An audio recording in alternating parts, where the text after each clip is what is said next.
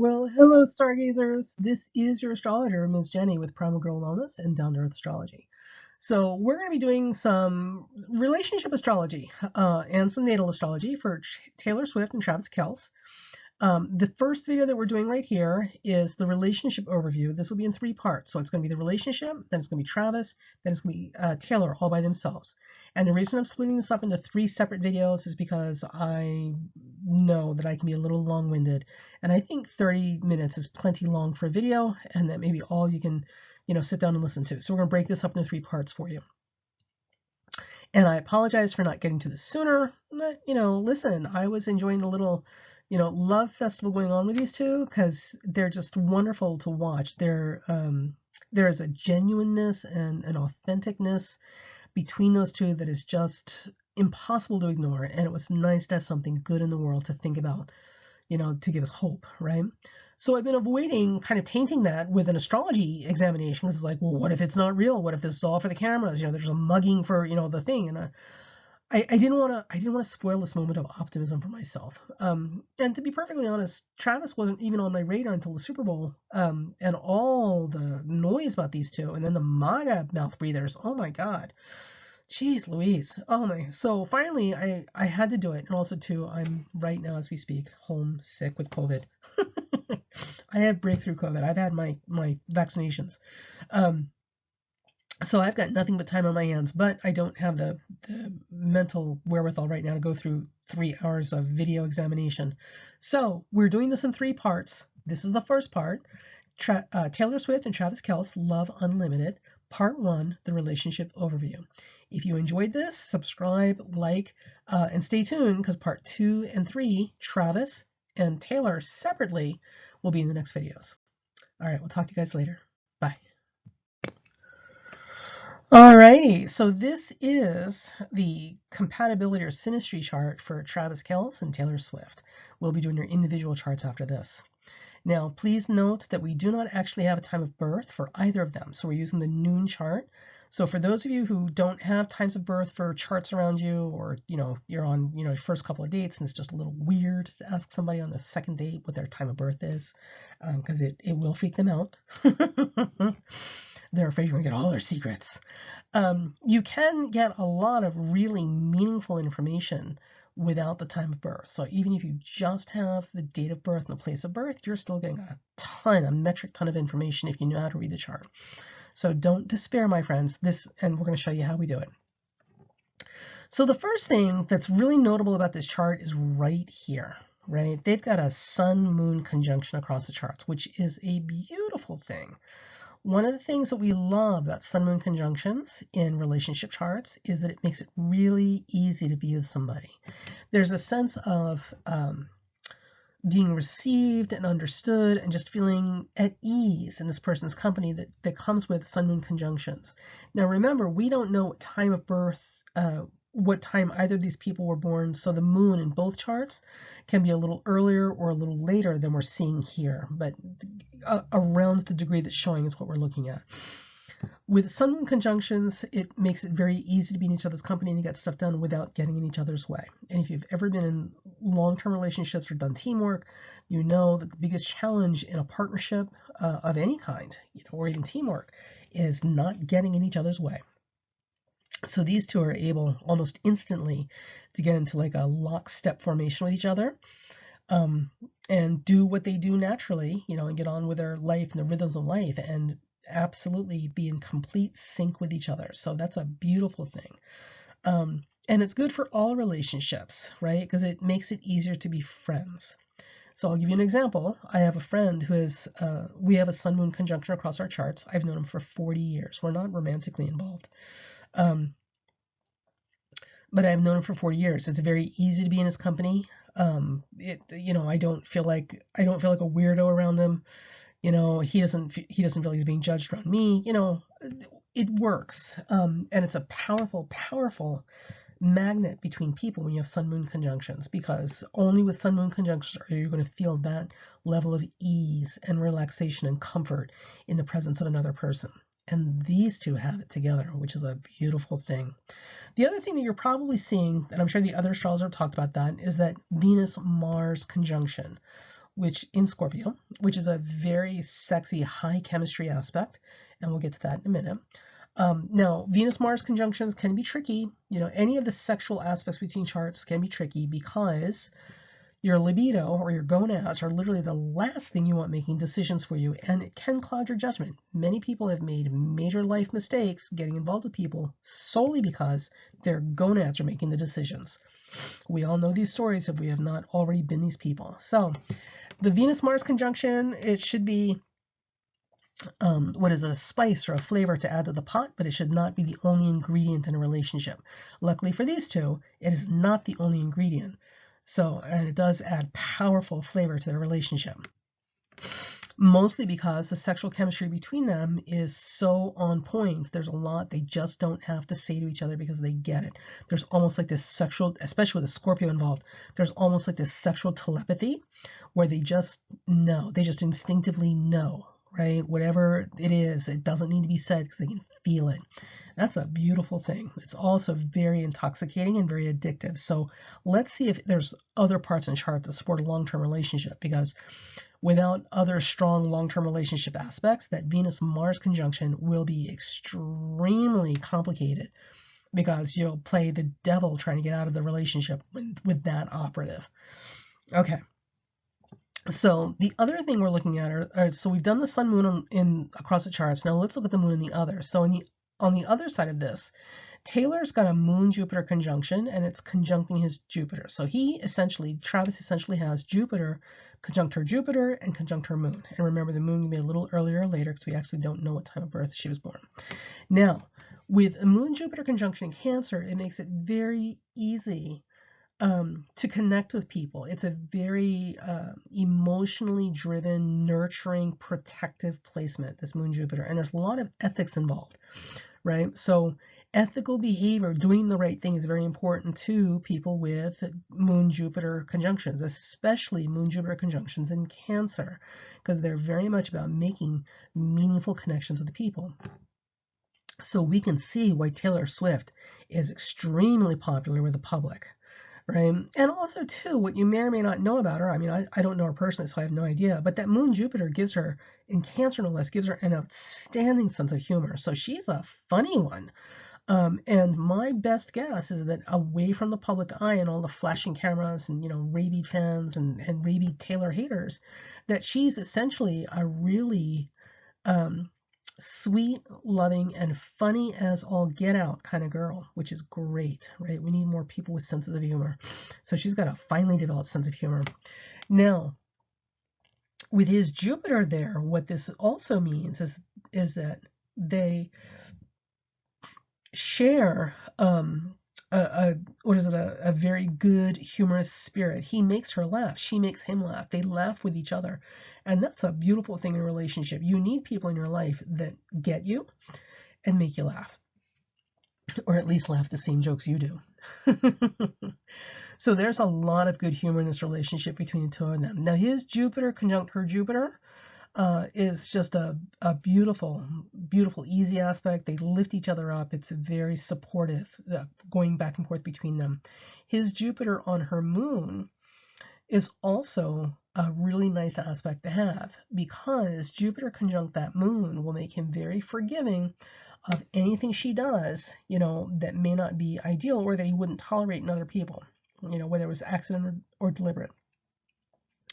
So he is very protective of her, and he's very forgiving of her faux pas, which is a beautiful thing. You're going to get that with Jupiter aspects across charts. Now, I will warn you, for those of you who are looking for Jupiter aspects between previous or potential partners, right? There are some downsides to this, so don't go running around looking for people's Jupiter on your personal planets for your sugar daddy or sugar mama. It doesn't work quite that simply. With Jupiter on personal planets, if it's your Jupiter on someone else's personal planet, chances are you're going to be a lot more lenient and a lot more forgiving, and much more optimistic about the person that you're with. You're literally going to be their little angel in disguise, seeing the best parts of themselves, whether they've realized it or not. So it's a great aspect to have, because this literally means the Jupiter person is someone who can see the best of you. They see what you could be, right? And they're willing to support that. They're willing to forgive you to help get you across that that mile marker to get to your higher evolution or space. It also means that you're probably going to maybe be a little too lenient and a little too forgiving and maybe give too many second, third, and fourth chances. It's difficult to be mad at people who are sitting on your Jupiter. It's very difficult to be mean to people who are sitting on your Jupiter. It's not impossible, but it's difficult. I've had these relationships, and because I carry Jupiter and Neptune opposition, I'm very wary of people who are sitting on my Jupiter because I give them way too much leeway, much to my own detriment, because Neptune's involved. But I've seen it in action, so it can be good and bad all at the same time. Now, if you're looking for somebody who has their Jupiter on your planets, the same rules apply, obviously. But the other thing, too, is that sometimes it can be very easy to take them for granted. And also, that Jupiter on your personal planets does not guarantee that you're going to get what you want from somebody, right? Because you've got to look at the entire chart, right? And the whole person and, you know, what their level of evolution is. The Jupiter just makes it easier to be with each other and a lot easier to forgive each other for minor infractions. So, and they've got a Moon Jupiter and Jupiter Jupiter conjunction. So they share humor. They laugh at the same things. They make each other laugh, and they lift each other's spirits. And I can't think of anything nicer to have in a relationship. So if they don't have anything else, this is just wow. This is going to be the best years of both their lives. Now, with that said, we also have his, is that his? No, yeah, he's the inner. It's his Sun Mars squares her Moon Jupiter. Okay. Now, the Sun Mars square Moon Jupiter across charts in this particular case can lend itself to some impetuous or impulsive behavior, right? But usually with good spirited kind of thing, right? So the Sun Mars is already by nature a very physical, just do it, like I don't have time to talk about it, like go, go, go kind of thing. They're very driven to be active and in motion all the time. Now it is Libra, so they do have their times when they just kind of shut down and they don't want to do anything. But literally, if they get a wild hair, you know, or an idea, like they're ready to spring on it and run with it, right? There's not a lot of distance between thought and action with this kind of this kind of pairing, Sun and Mars. With that Moon Jupiter, it's not much better because Moon Jupiter is given to huge, extravagant, impulsive things, mostly out of a sense of adventure and good humor. The two together making a square aspect means that they can absolutely, you know, encourage more impulsive, extravagant behaviors in each other. It doesn't always have to be bad. The downsides of this Sun, Mars, Moon, Jupiter square is that when they have fights, and they will, people in relationships, if they're being really honest in a relationship, they're going to have conflict, which we call fights.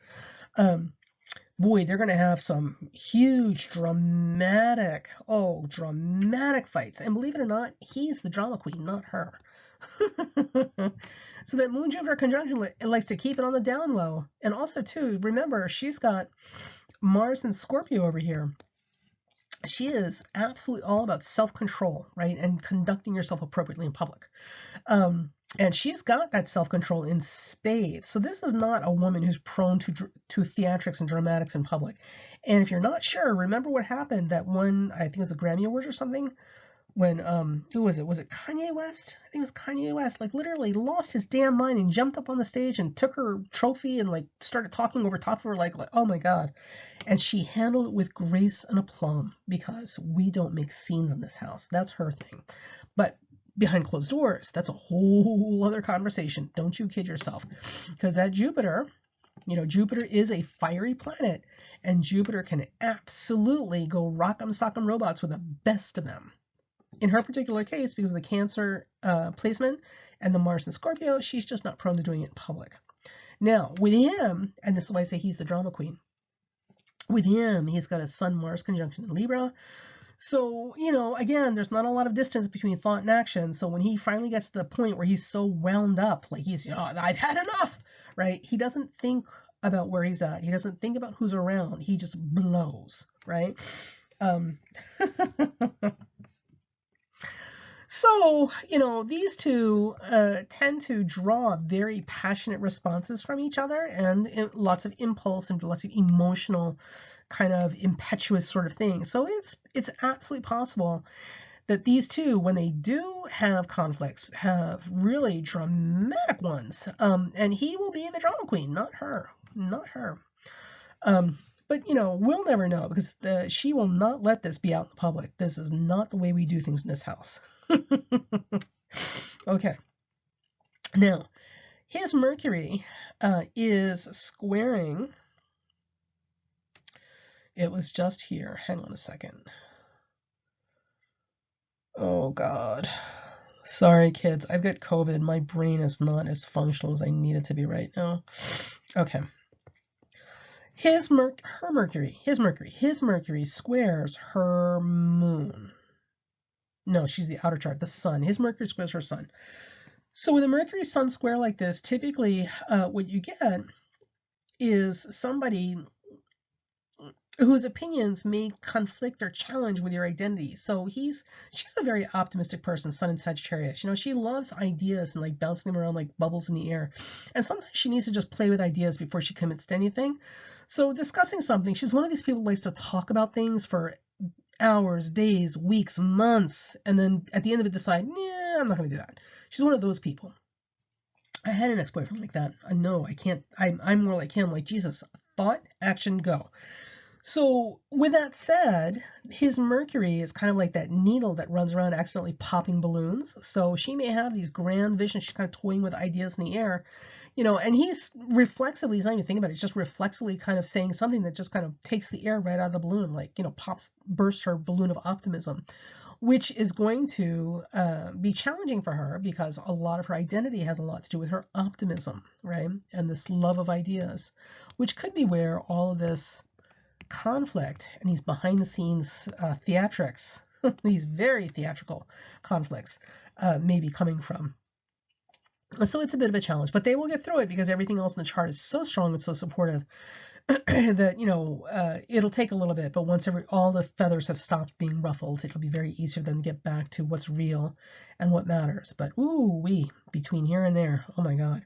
And also too, remember, they've got a Venus-Mars conjunction in Scorpio. If you know Scorpios, right, any with strong Scorpio chart, they're not content to leave well enough alone. Like, things get too peaceful, things get too quiet, things get too easy. And what do these kids do? They've got to throw like a what is it, a rock at the hornet's nest. They've got to shake things up just to see that you're still paying attention and you still care, right? Because they just don't trust it when it's quiet. So, don't be surprised if these two don't have some serious, like, megaton bomb drops between them, just literally because life just got too easy. And neither one of them trust it when things are too quiet, too easy. So a little testing going on here. But luckily, they're both heavy Scorpio emphasis with that Venus-Mars conjunction, so it's always going to end up well, right? They're, in these particular instances, all that fighting and testing each other sort of stuff that happens is, one, because it's their nature, and they understand that about each other. They're both playing on a level playing field because they get it. They get each other like that. And the other side is always going to lead to really passionate makeup moments. Cough. So these conflicts that they have will always strengthen the bonds between them, which is nice. Okay, now he has Saturn on her Mercury. Now, my friends, they both carry Uranus and Neptune and Saturn all in Capricorn, so because they're born the same year. So we really, when you're born this close to each other, we really have to look for exact aspects to see if there's anything specific and critical going on. Well, one of the things that we know is that his Saturn is definitely all over her Mercury. So again, there's this sense of being anchored down to reality that he presents in her life and her thinking processes. Because that Mercury in Capricorn, while it is a business sign, is still Mercury. Mercury is very here and now, kind of, flitting around, all sorts of fun stuff. And her Mercury, and we're going to cover both the individual charts in a bit, her Mercury is sandwiched right here between Uranus and Neptune. So she's a visionary. She's always looking at how to do something bigger and better. She's an artist, like an architect is an artist, right? So she sees the vision and she's immediately setting out to figure out how to make this vision real. He has Saturn in Capricorn, and it is closer to his Neptune. Okay, so he is very pragmatic, but he's also a pragmatic visionary. With his Saturn on her Mercury, in a lot of ways, this represents, believe it or not, um, the guiding voice of common sense and wisdom. You wouldn't expect it. And we're not completely sure how this plays out, but in a lot of ways, Travis represents maturity and wisdom and protective, not skepticism, but protective, kind of down to earth, practical thinking.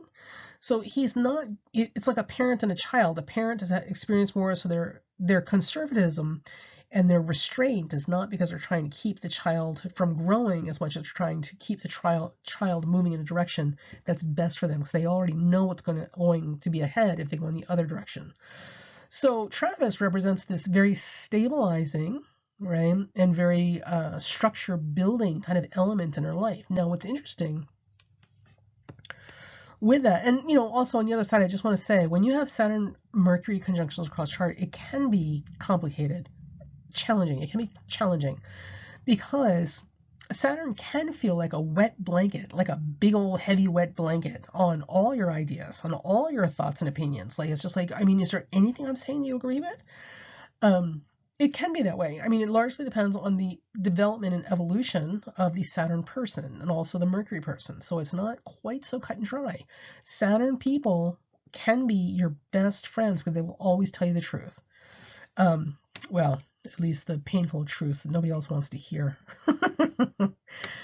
They can be your worst enemy too, but for the most part, Saturn has more experience and is much more grounded than the Mercury person. So the Mercury person always knows that they can rely on the Saturn person to lean on when they run out of steam and optimism, where they need a strong shoulder to kind of, cry on for a little bit and help them understand a better way to see things. So I love that about Saturn and Mercury.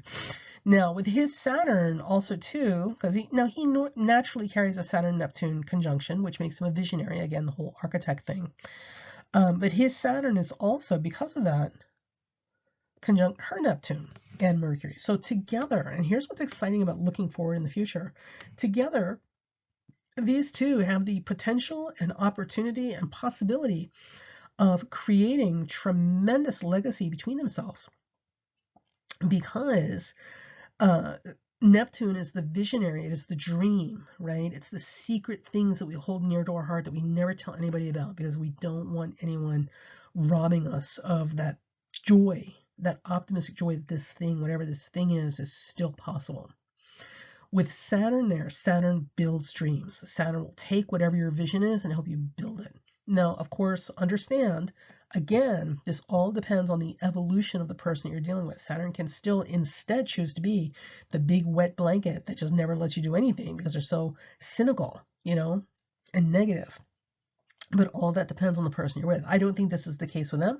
I think between the two of them, they're going to build amazing things that are very, very near and dear to their hearts, secret dreams. And it literally could be something as simple as having a pet turtle, or a turtle rescue,